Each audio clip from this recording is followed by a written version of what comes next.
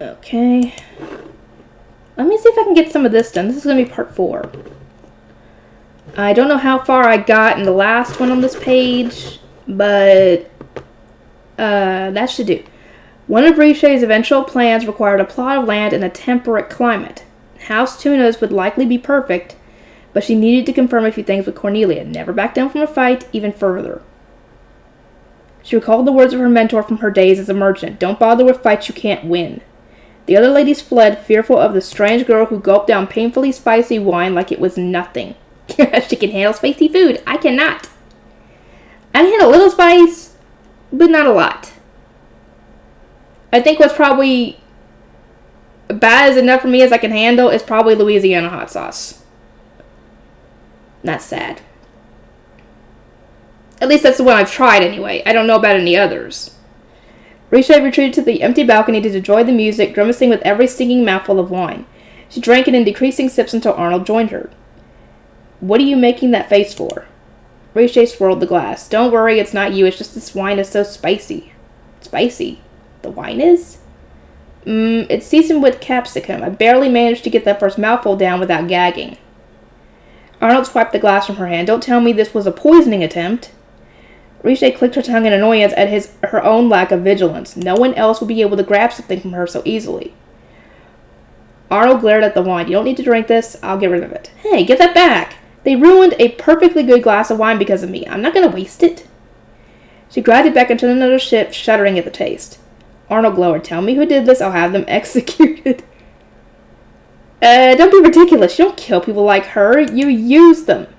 Just the tiniest bit of wine to go, but it was getting harder to make herself drink it. She gave the glass a reproachful look, then glared back at Arnold. Oh, and I owe you an apology. Do you? I used your name to defend myself. The girls had only backed off when she threatened to tattle the Arnold. Richet found that sort of thing inelegant in the extreme as she was embarrassed. Arnold sighed at Richet's apologetic bow. There's nothing wrong with a wife invoking her husband's name. Richet hesitated. We're not married yet. That's a formality. It's as good as done if you ask me. I see. Oh, what's going to happen when they actually get married? Oh, am I going to be able to read that kind of scene? Or are they going to not add that in? Uh-oh. He took her distraction as an opportunity to swipe her glass back. Instead of dumping it out, Arnold gulped the rest of it down. Damn, that packs a punch, he grumbled. I told you that, Richet snapped. Are you all right? Let me get you some water. I'm fine, but now you've fulfilled your obligation to the wine, haven't you? Richet didn't know what to say. He'd helped her, not by taking charge, but by following her lead. Without cutting her down and telling her she was being foolish, without rolling his eyes and dismissing her desires as trifles. Thank you, Richet said stiffly, which just made him laugh. What were you thinking about when we were dancing? He asked. What do you mean? You were thinking about someone else, weren't you? Who? Richet didn't know a delicate way to say I was thinking about a future version of you I met in another life. His tone was oddly light, teasing even, but the gleam in his hunter's eyes said she wouldn't get away so easily. Obviously, Richet couldn't give him an honest answer. I wasn't thinking about someone else, I was worried about you. Why? This was the closest she could come to the truth. Were you injured here? She patted her own left shoulder with her forefinger. Arnold went silent. His left shoulder was slightly slower to react than his right.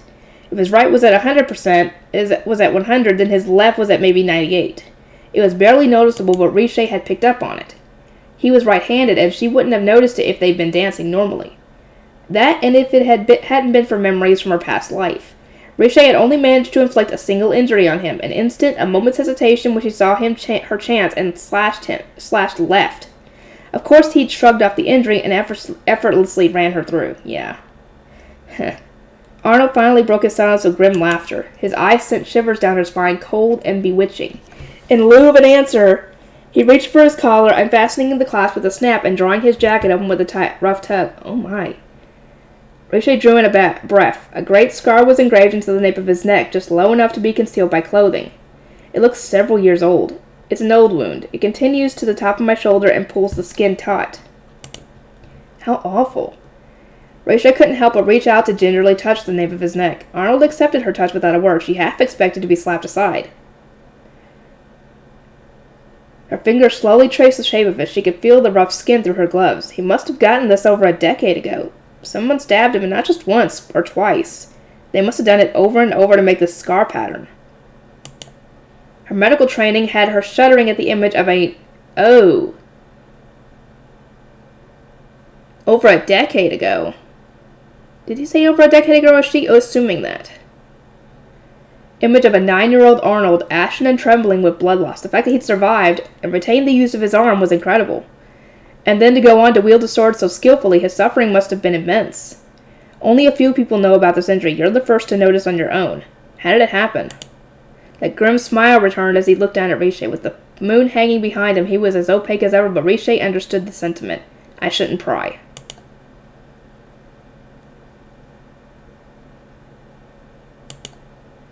Riche pulled her hand away, and that ominous smile that sent chills down her spine disappeared.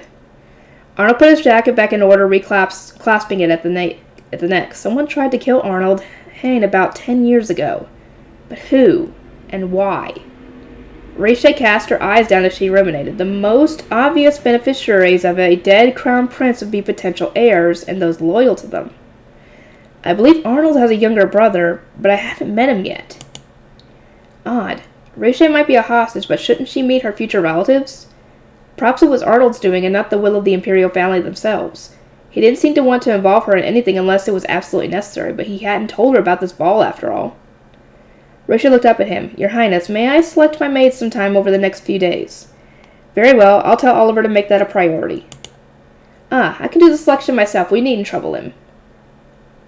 Arnold arched an amused brow. Gone was that unsettling smile, replaced with his easy manner. What are you planning this time? Oh, nothing important, Riche said. She picked up her empty glass. I'm merely concerned about the servants' working conditions. To protect her life and well-being, she needed to keep from dying at 20 years old again. And to do that, she had to prevent Arnold Hines' war. Her best bet would be to appeal to the important people she'd known in her past lives, people with influence. Plus, there was a mountain of things she needed to do in preparation for the marriage ceremony. I need to sow a plot of land, grow herbs, do lots of shopping, get cheap alcohol, and then... Riche began a to-do list that had nothing to do with war in the least. As the bell wound to a close, a lone boy stood in the gloomy courtyard of the Imperial Palace. He had soft black hair and round blue eyes. No older than 16, he had an androgynous grace to him, gaze fixed on the balcony above. He was watching a girl. She had coral-colored hair, and even from this distance, he could tell she was beautiful. She stood there alone, apparently waiting for someone. Whoever it was must have shown up because her hand slipped from the banister and she slipped away. Not too long after, a man appeared where she had been standing. This man turned a silent glare down into the garden, as if he'd known the boy had been there, the whole time despite the shadows. I'm guessing that's his younger brother? A shiver ran down the boy's spine. He smiled reflexively, delighting in the intense aura of threat the man gave off. It was just a warning, it seemed, as the man abruptly turned on his heel and disappeared. Oh, we can't play together either. The boy hung his head. I miss you. That is his brother. Aww.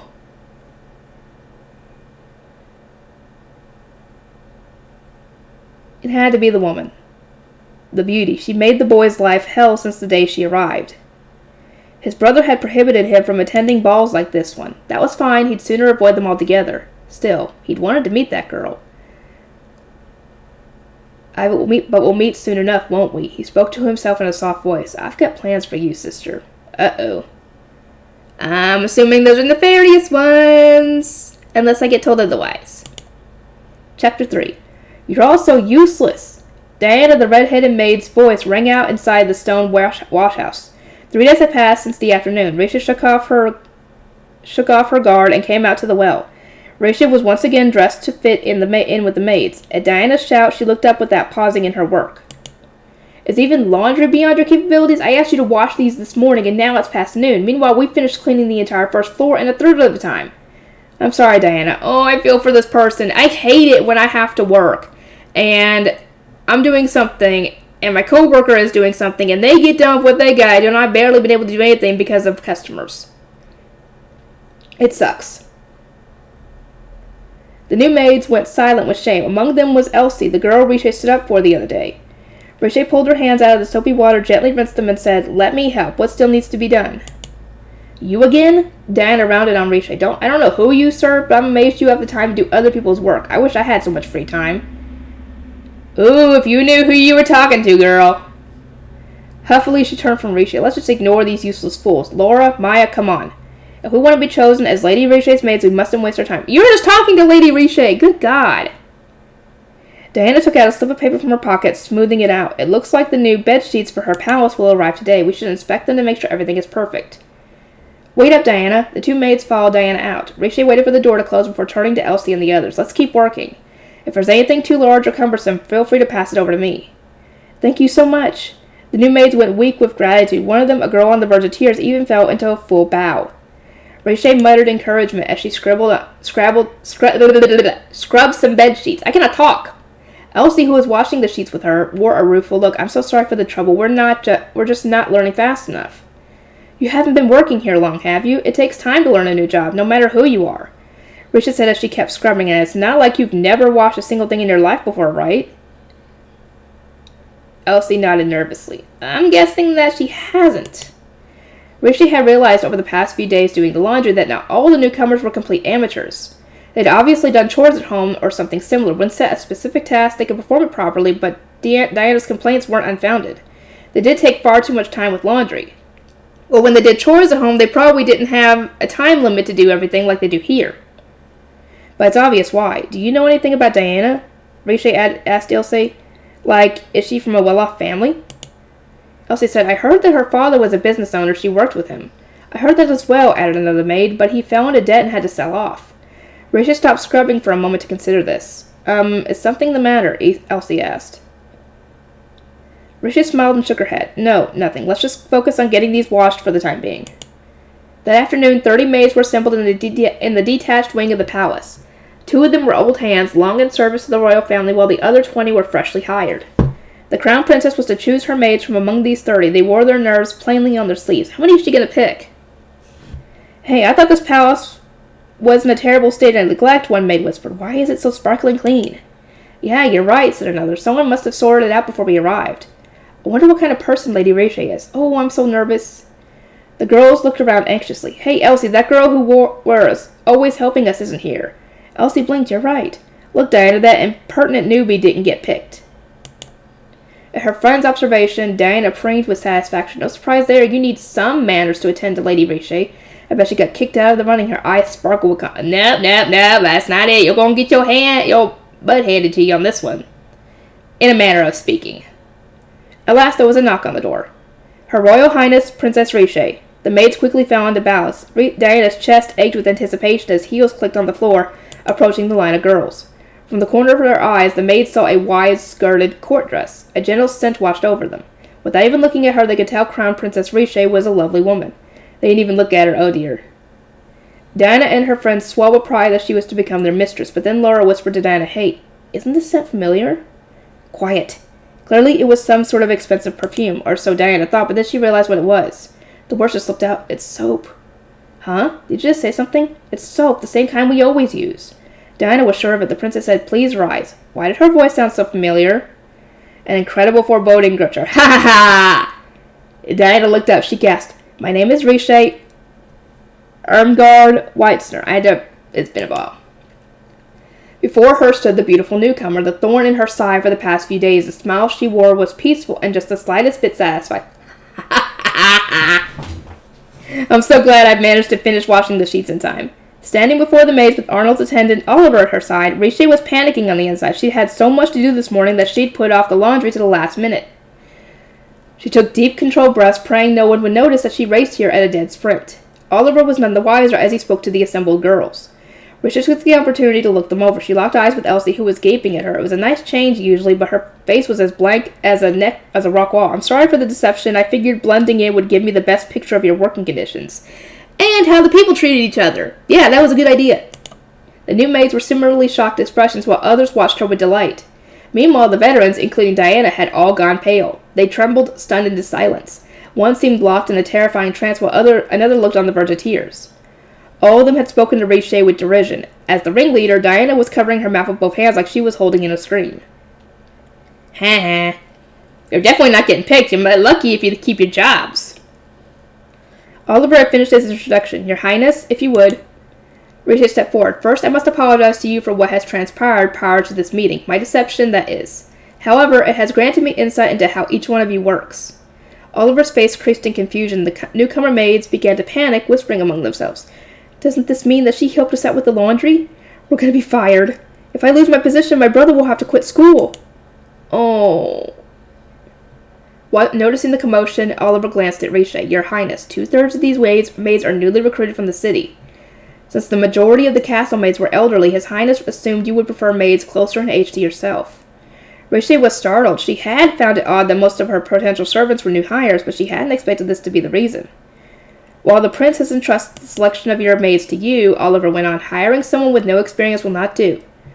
Despite Prince Arnold's view, I urge you to reject the newcomers. Oliver, I have a list of their names here. Elsie,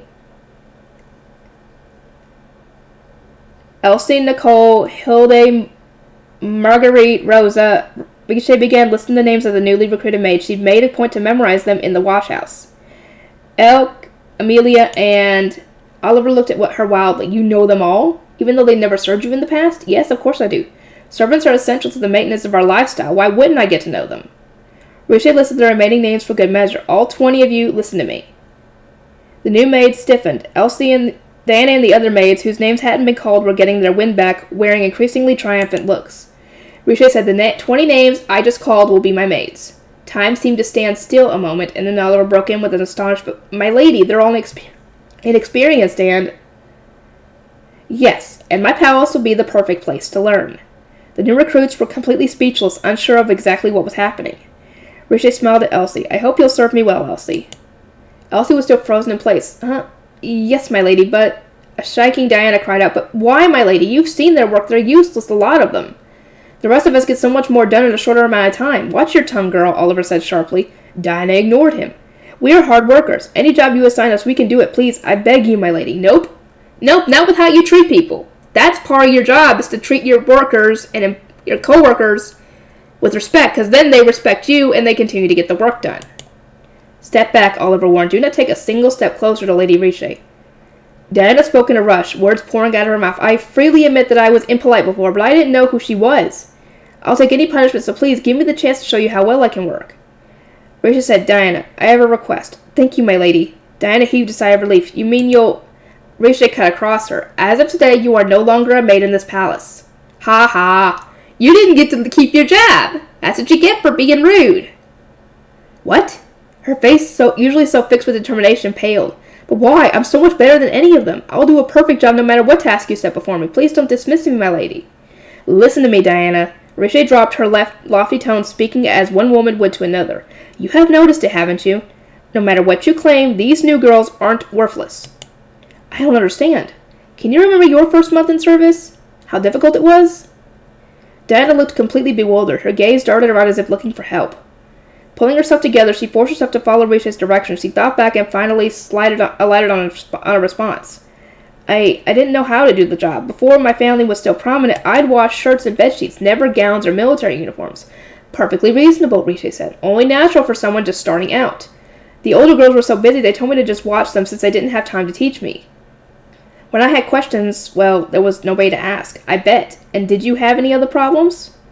Well, yes, there was a lot to learn. Different kinds of soap and washboards depending on the cloth. You used different tools for different materials. I had to learn how they worked and how to put them away. I was punished if I didn't get it right the first time. The newcomers were exchanging surprised looks. Riche understood why. Everything Diana said was familiar to them. They spent valuable time searching for their materials and the proper ways to use them, but they shrank from asking for help. Yeah, because they'd probably get yelled at and reprimanded for being useless. Everyone always looked so busy. This was a universal problem. Despite all that, I got better, Diana protested. I only need to be taught once. Unlike them, they're useless. Yes, well, there's a difference between you and them. Riche told Diana, you can read and write. Oh? Diana started in surprise. Elsie looked at the floor. The literacy rate among commoners was low no matter where you went. Very few families had the means to afford an education, especially for daughters. Diana had been born to a merchant's family. She'd received formal schooling. The maids she was close friends with were likely from similar backgrounds. The majority of those in service were not so fortunate. What if you only received instructions on how to do a job once and weren't able to write it down to remind yourself later? Riche asked, would you be so confident? I don't... Diana reflexively thrust a hand into her apron pocket where she had a list of daily tasks, recorded in her neat handwriting and referenced throughout the day. Hopefully now she would understand how much of an edge her privileged literacy gave her over the other maids. Everyone else works as hard as they can, just like you do, Riche said. Remember how it was for you at first? They all have to start somewhere. I hope you'll keep that in mind. They're no different from me. They're no different from me, Diana mumbled begrudgingly, glancing around the room. Looking at the less experienced mates, as if coming to a decision, she said, I'm sorry. Diana? Like a child enumerating her regrets, Diana went on. I've done you wrong, all of you. It's just I had nothing, or so it felt like. No money, no title. I thought I had to make my way in the world on my own, that I had to start from zero. Her shoulders trembled as she buried her face in her hands. But I was wrong. I wasn't starting from zero. I had everything that I had learned growing up. I didn't realize how fortunate I was. I let it all go to my... Yeah, you let it go to your head, all right. Her voice rose to a wail. How could I have said all those terrible things, even though you were all working so hard, trying your best, even while feeling as helpless as I did all those years ago? I should have understood what you were going through. And I failed you. Oh, Diana. I'm sorry, Diana sobbed. I'm so sorry. The new maids stared at her stunned, but then they clustered around her. It's okay, Diana. We're sorry for not being faster learners. My lady, please reconsider. Diana scared us, but she's always flawless with her work. And that goes for the other maids with more experience than us, too. It's fine, Diana scrubbed at her eyes. It makes sense she wants nothing to do with us. Don't beg. Diana, Riche smiled and held her hand. Didn't I say that I had a request? Huh? I don't want you as a maid. I want you as an instructor. A murmur rose among the maids. Even Oliver looked surprised. I want the inexperienced maids to come to this palace to learn, and not just by observation alone. With thorough demonstrations and explanations, come up with a system to allow girls to ask their questions, to perform the tasks again and again until they learn them. And once they have all they need, they'll be promoted to work in the main palace for the royal family. Riche recognized these problems. They were rampant the world over. Those with work didn't have the time to train those who were new to the same work, rendering the amateurs stranded at sea, forced to learn on their own or quit before they even had a chance. If only someone had sat them down to teach them what they needed to know. When you learn from observation rather than foundational skills, mistakes were far more likely. Bleh. If the palace couldn't afford the staff or the time to train its servants properly, Riche would take it upon herself. You can't lose a skill once you've acquired it, whether that be reading or writing, how to do a job, or how to teach a job. Knowledge is a weapon you can wield wherever you go, not just here. You can apply your new skills elsewhere whenever you want. The maids listened to Riche, wonder in their eyes. That's why I'll be taking the 20 newcomers as my maids. Diana, you and your friends shall teach them. You'll be their tutors. Their tutors, my lady? I would like all my maids to be able to read and write. 1 hour of study a day should be sufficient. You and your friends will be their teachers. I expect you to come up with materials for them as well as a handbook for new maids. Diana was utterly stunned. You want us to teach reading and writing and write a book? She could never have imagined this sort of opportunity. Riche drew something from her breast pocket. It was one of Diana's pages of notes. I took a look at this. Where did you get that? Riche ignored the question. She didn't want to say she'd specifically joined the maids this morning to swipe it. Your handwriting is neat, and your steps are logical and succinct. Whatever. You have a gift for transcription. I believe you'll make an excellent teacher. Diana's cheeks flushed. You would praise me so after all those rude things I said to you? Huh. I have no idea what you mean. Diana bit her lip and took Riche's outstretched hand, then bowed deeply. I will do my utmost to live up to your faith in me. Thank you. Excellent. Riche turned to Elsie and the other new maids. As for the rest of you, you'll have your hands full with your new duties. Let me know if you have any problems or find the workload too taxing. Yes, my lady. And thus came about the formation of Lady Riche's School for Wayward Maids. Whoa! I'm almost halfway done. Huh. Okay, I think I'll keep going. Just a bit longer. At least until I finish the chapter, maybe. Upon his return to the main palace, Oliver made straight for his master's office. Arnold was sitting at his desk. Without looking up, he asked, has Riche decided on her maids? About that. Oliver hesitated. Were you aware we had a retention problem? Our turnover is so high we're chronically understaffed. Yes, we raised their wages, if I recall. He tapped his pen to his mouth. I think it's been better than it was. Well, Lady Riche may have fixed it altogether. Arnold raised his head. She picked out literate women and asked them to draft teaching material. She declared a brand new system for training maids. He gave a little amazed shake of the head. On top of that, she managed to endear every one of those girls to her while at the same time figuring out exactly how each one could be best utilized. Silence. The maids are all excited to begin. There's always been a huge social divide between old and new workers, but Riche dispensed with it. They're allies now. I see. Arnold's mouth twitched and he went back to writing. Did you predict this, Your Highness? You don't seem very surprised. Arnold snorted. How could I predict something like this? Well, I know she would do something odd. Using your future wife's eccentricities as entertainment is unbecoming, you know, Oliver chided. Then he grinned. I honestly can't wait to see what she'll do next. Oliver. Arnold cast his eyes down, voice dropping as he said, I did not choose Rayshay for the benefit of the country or for my family. Oliver paused. My apologies, Your Highness. He then sat down to see what work needed to be done. Flower petals danced in the wind. Dressed in a linen gown, Rayshay hacked away at the soil with a hand hoe. Take that! She'd spent the last few days tilling her future garden, a small corner of a courtyard granted to her by Arnold at her request. This should be enough space for the meantime. Rayshay surveyed her tilled land with satisfaction. Buckets of mulch sat nearby, fertile soil she'd collected from a deciduous tree in the garden. With an enormous heave, she picked up a bucket and began scattering soil over the tilled ground. By the time she was finished, her arms were numb. I need to start working out. This body had belonged to a sedentary noblewoman until recently, with no muscle dexterity, or no muscle density or stamina to speak of. She found it far inferior to the form she'd cultivated as a knight or an apothecary tending her garden. Her mind knew the motions, but her conditioning couldn't stand up to it. Still, she wanted to get more work done before her aching body forced her to pack it in. Taking a break from the bucket, she began hacking away with her hoe, aerating the soil by mixing it together with the mulch. She took care to remove any roots she'd come across, but she wasn't as thorough as she could have been. She was curious to see what unfamiliar flowers might bud between her rows of plants. Her knight, standing guard a little ways away, watched Rayshay cautiously. Diana soon joined them, her eyes going round as saucers. My lady, what are you doing? Oh, this? I'm tilling a field. A field? But you're the future empress. Did you not know all this was going on? When Rayshay finished mixing the dirt, she formed the soil into soft ridges. It was ready for planting. But Rayshay decided it would be best to let it sit and acclimate to the sunlight for the time being. She wiped the sweat from her brow, grinning at the flabbergasted Diana. Sorry to keep you waiting. Are you ready to show me what you've come up with? Oh, yes. Diana nervously presented Rayshay the document. The paper had neat lines of handwriting and charming little doodles of brooms and dustcloths. I was thinking that the first words the newcomer should learn how to read are the words for cleaning equipment. Makes sense. They're going to need to know what items they're going to need, so best to know how to read and write them. Diana was still clad in the maid's dress, though she had removed her apron. She plucked at her skirts anxiously. Those are words they use daily in their work, she added. I thought it would be helpful. Good thinking, Rayshay said. I agree.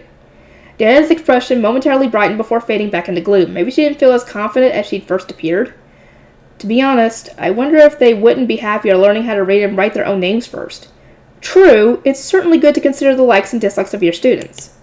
Rayshay recalled the life she'd spent as a maid and the son of the manor who had been taught to read by a private tutor.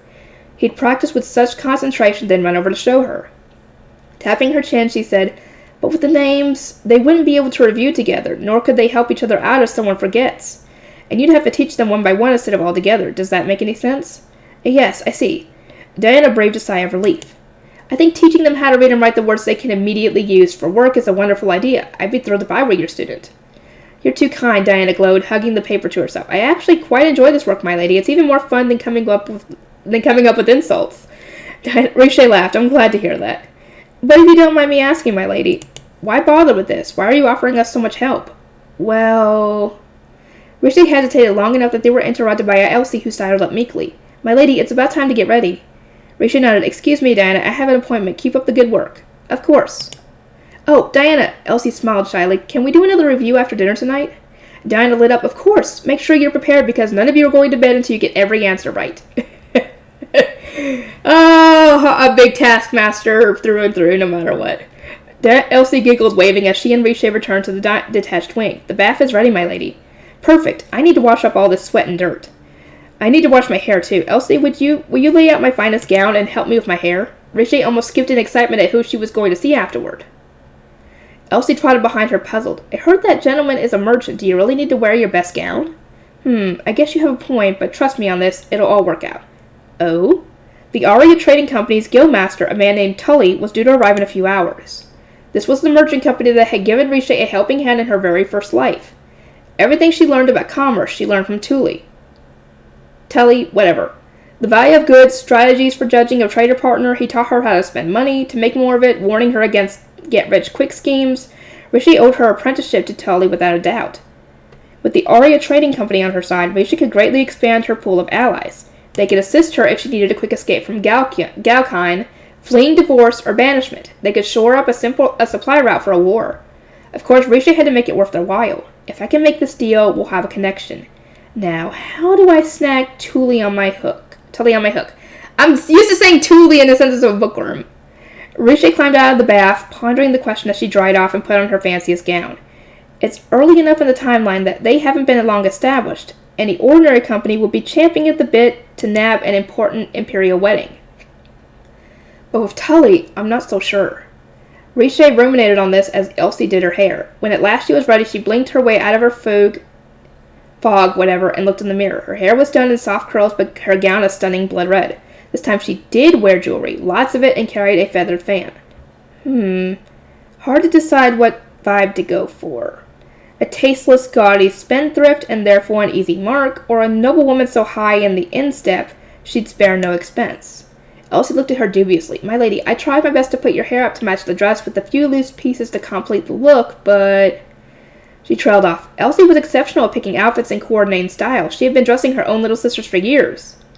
Riche squared her shoulders. If she was scaring her own lady's maid, that must mean her ploy was working.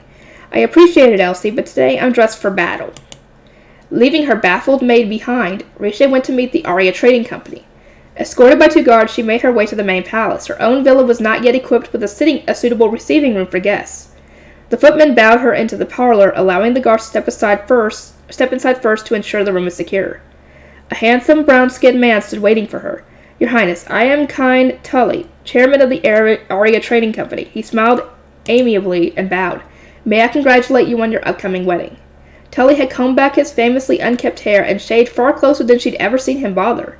He also did not appear to be hungover, which made for an equally large change. Riche Erngard Weitzner, I appreciate you taking the time. I imagine it was a journey of some distance. Please sit.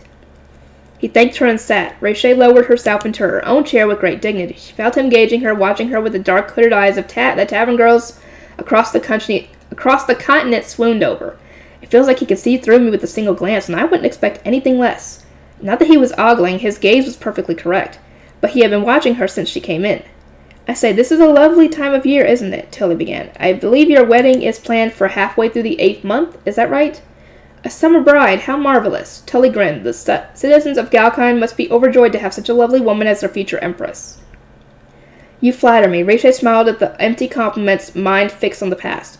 I knew he wouldn't have a fake sapphire when he saw one, or wouldn't know a fake sapphire if he saw one. Idiot. We took bets on whether you could dupe that intermediate, and I had my money on you, Riche. Thanks for helping me fleece my bird-brained staff.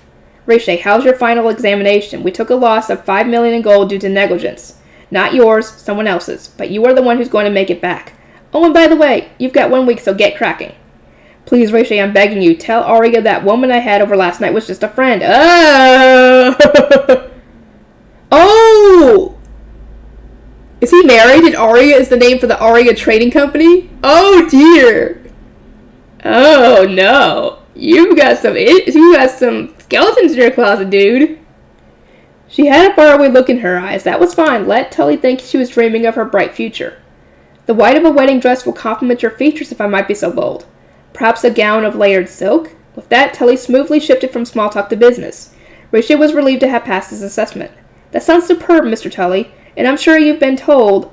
I wish to engage the Aria Trading Company to assist me in assembling everything we will need for the ceremony. I've heard great things about you. Have you? How kind. To cut to the chase, have you brought anything to show me today? I'd love to see my options. The messenger had been instructed to tell them Riche was considering their company for everything. She imagined Tully had brought a whole legion of carts weighed down with fripperies to sell her. If I make this deal, we'll have an established connection. I just need to close this. Unfortunately, I cannot sell to you, my lady. At this, Riche froze. Tully shrugged, his smile still in place. Or rather, I will not sell to you. What? Why? The Aria Trading Company was essential for her future plans. She needed them. Over the next few years, Tully would expand his personal connections and trade routes. He would be a main supplier of future inventions. His company would grow to a global scale. Without them, Riche's easy link to the levers of power in every nation evaporated. Tully continued to smile at her blandly. My lady, quite frankly, your insistence doesn't match my offerings. My insistence? You appear ready to stake your life on this deal. Am I wrong? Riche nearly lost her composure then. With a huge effort, she willed her expression into one of polite confusion. His deep, long-lashed eyes were openly searching her now. It seemed they were past pretense. Let's speak plainly, my lady, Tully said. We're discussing wedding preparations. I know that for a crown princess, your wedding will be your crowning jewel. However, his eyes narrowed. You have the look of a woman staring down death.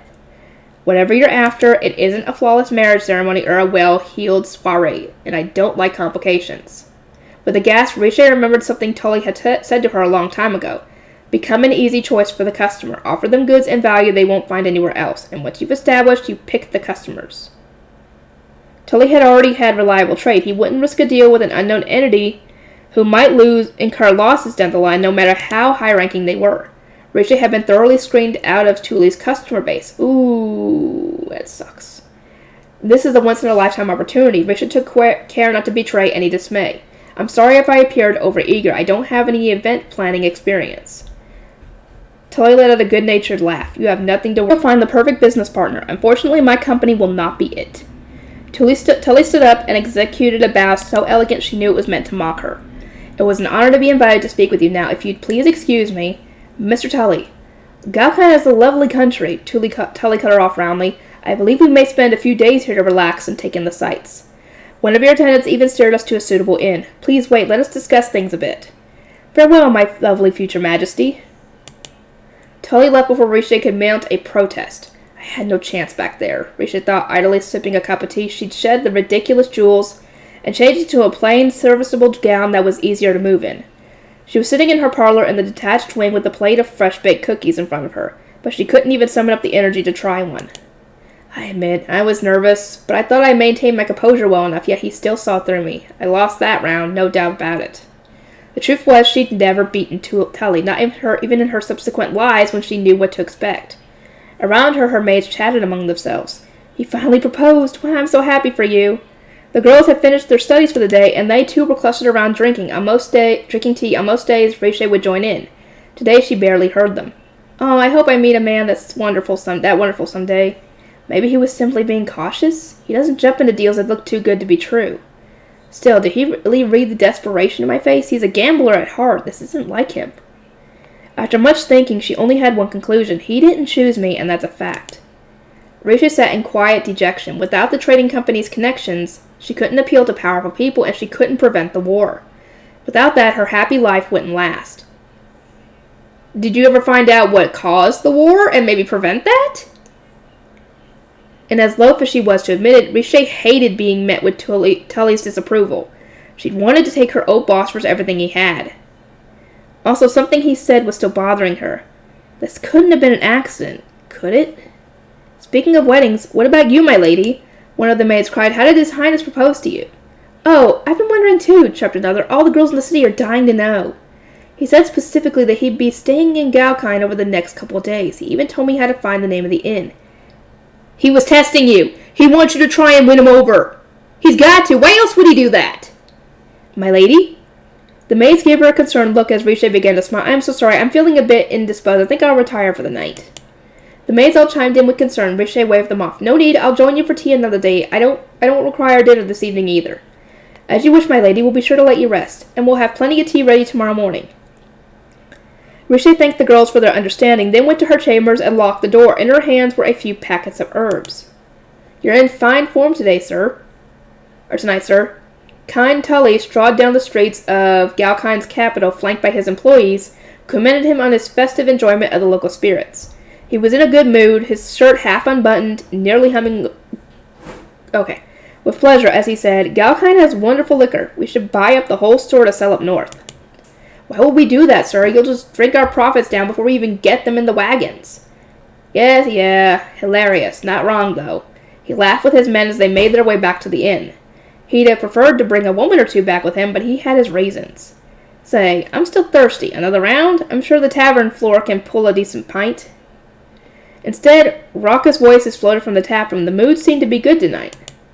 Sir, I've been thinking. One of his employees was so drunk he could barely stand. That was the Galkine's crown princess. I can't believe he just blew her off. Working with royals is bad business, you dolt. Believe me, I know. Isn't she 15? What did she do to you? Tully snorted, swinging open the door to the inn. Listen, that little girl is... Welcome back, Mr. Tully. That voice sobered him instantly. Tully forced a stiff smile. Sitting poised at a table was Lady Riche, the future crown princess. Thank you for your invitation, Riche purred. So very kind of you. It took a lot to surprise Tully, but the sight in front of him caught him completely off guard. He'd predicted she would come, but not so soon. He thought she'd disguised herself, but truthfully had not anticipated the mousy brow of freshly dyed hair. No, that wasn't what surprised him. What drew him up short was a score of unconscious men seated around her, half-full mugs still gripped in their hands. She drunk them under the table. Ha ha ha!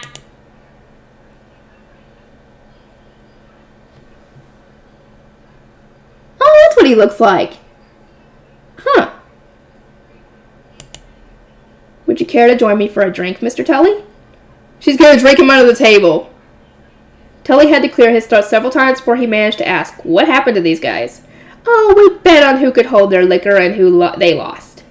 Riche grinned and tilted her glass. Don't worry, I'm not here for drinking games. I was hoping we could continue our discussion. The inn Riche sat in was near the Imperial Palace. She'd asked the innkeeper to clear out everyone who'd passed out. The onlookers of the drinking game were gathered around excitedly. You sure can't hold your liquor, missy. I couldn't challenge you since I don't drink. But let me treat you anyway for putting on such a good show. Why, thank you, Riche said. Here, try this. The chicken with melted cheese goes great paired with wine. This is delicious, Riche said. Thank you. Riche looked with satisfaction at the food and drink piled on the table. She wished she could relish her victory, but her adversary sat down across from her, watching her coolly. When their eyes met, Tully offered a crooked smile. Well, I certainly wouldn't have anticipated that you'd drink my men under the table while you waited. What a fool I was. Oh, they were your employees? Riche asked, her voice airy. We were having such a good time, though. I admit we got rather carried away. Naturally, Riche knew who they were. During her time working with the Aria Trading Company, Riche had beaten all of their co-workers at a drinking game at their very first banquet. The one she'd competed against tonight were the very same people, and they still lost. Tully wore the same look then, too. Riche had been brought up at court. She had a high tolerance for spirits. Drink? Tully accepted the glass she'd pushed toward him, eyeing her. You did a fair job with your hair. Thank you. The color does stand out. I figured this would be easiest. She dyed her hair chestnut brown with the herbs the knights picked on their journey to Galkine. It would wash out easily with hot water. Very useful for temporary disguises. Ah, okay. I'll trade the recipe for the chance to do business. Tully laughed. Nice try. He leaned forward on his elbows, eyes glinting. You can do better than that, and I suspect you will. Riche let that wash over her. He surely made her nervous. What did he know? Shall we open negotiations, my lady? First, a toast. Please address me as you would anyone. The disguise is worthless if you keep my ladying me. Besides, a pause. Hearing it from you is odd. Tully gave her a quizzical look. Well, okay, if that's what you'd prefer. He raised his mug and Riche clinked hers against it. Tully drank half of his in one go, letting out a long breath. Just missed then. Anyway, stop with the charade. I know this isn't about a dress. Yeah, tricks don't work on you, it seems. Glad that's been established. Tully drained the rest of his drink. My instincts tell me you aren't a customer. You're a potential partner. So he had lured her out here. Once again, Riche felt how truly out of her depth she was. But she had no choice but to get him on her side. He had only been her boss and ally. But now things were different. Tell me every little detail about whatever money-making scheme you've concocted. Mr. Tully. I'm not agreeing to anything until I know exactly what you're doing. Despite how I look, I'm very good at my job. Whatever you hope to bring in, I can double it. Mr. Tully. I'll come up with the perfect strategy. Now tell me, I cannot. He gave her a sharp look. What? I cannot disclose my plan. Nevertheless, I want to be able to depend on the Aria Trading Company when the time comes. His mouth twisted in a grin. That's quite a bold ask, miss. You want a handshake deal based on, what, promises and starshine? I don't do that sort of business. You'll be well compensated, of course. You're expecting me to go with you for the potential of profit? Riche wished she could blurt everything out, tell him that in the next few years her husband-to-be would kill his father and throw the world into turmoil. Otherwise, obviously, she held her tongue. Why did he kill his father? If she knew why, maybe she could either prevent it or at least keep him from going crazy and going out for war? Listen, miss, when I decide whether to go into business with a person, I mostly go off my instincts, but I also emphasize previous results and track record, correct? Tully looked stunned. She had completely caught him off guard. How do you... I'll sell something in the city. If it's well received and you judge me worthy of your time, can we talk? Tully stared at Riche a moment before he burst out laughing. Oh, go on, a gamble? Now that's how I like to do things.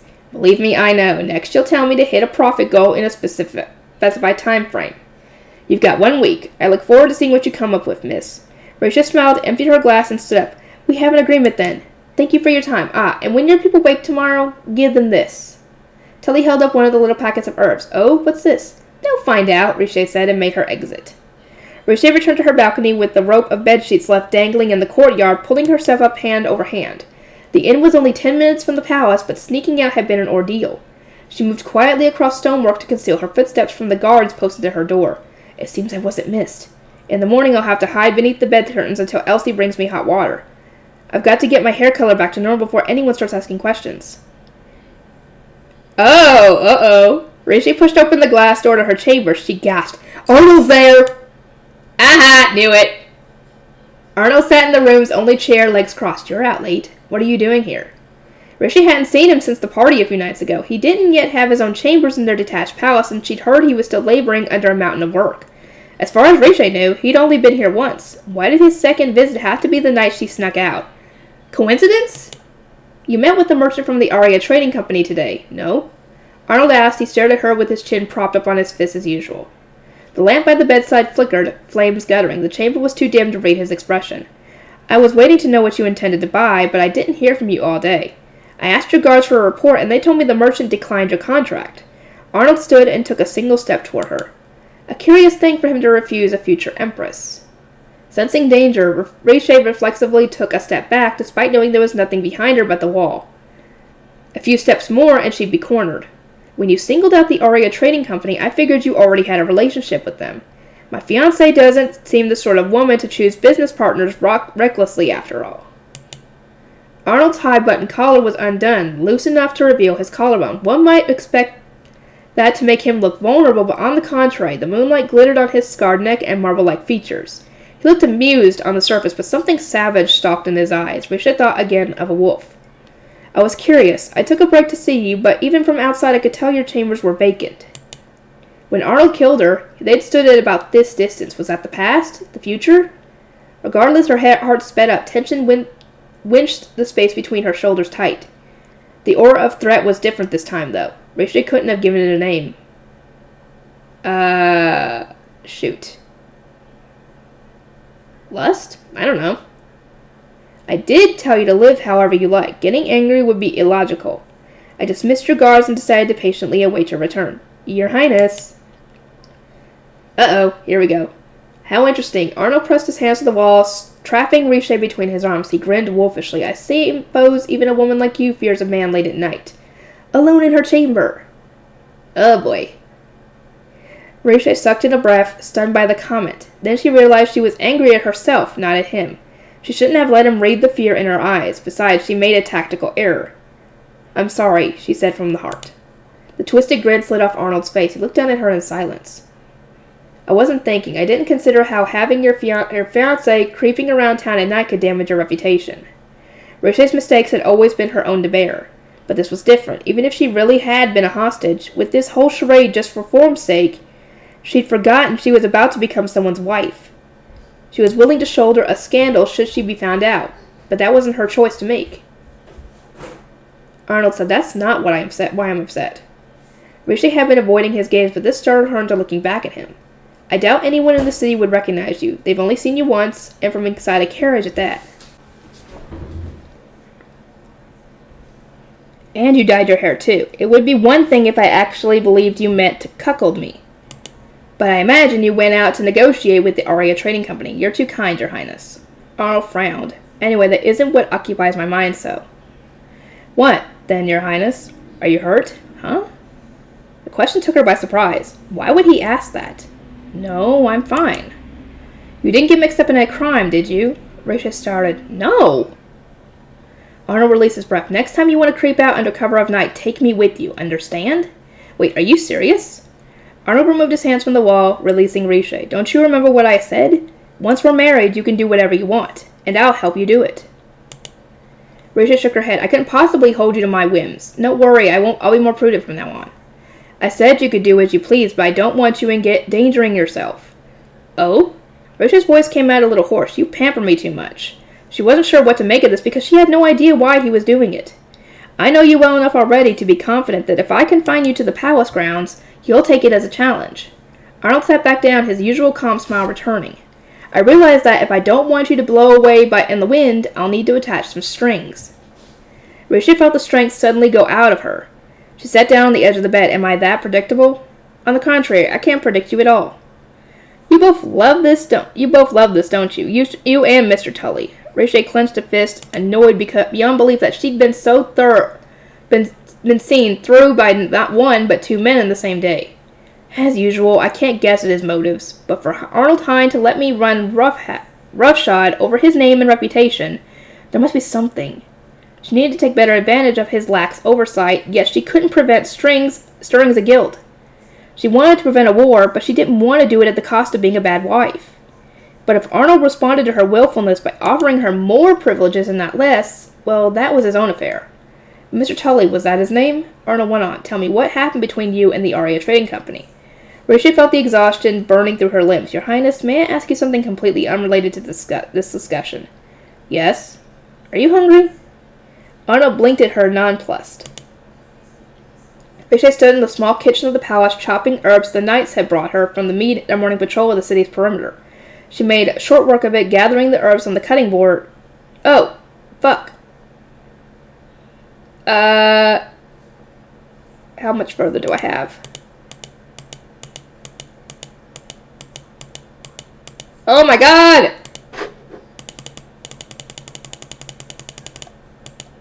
Okay.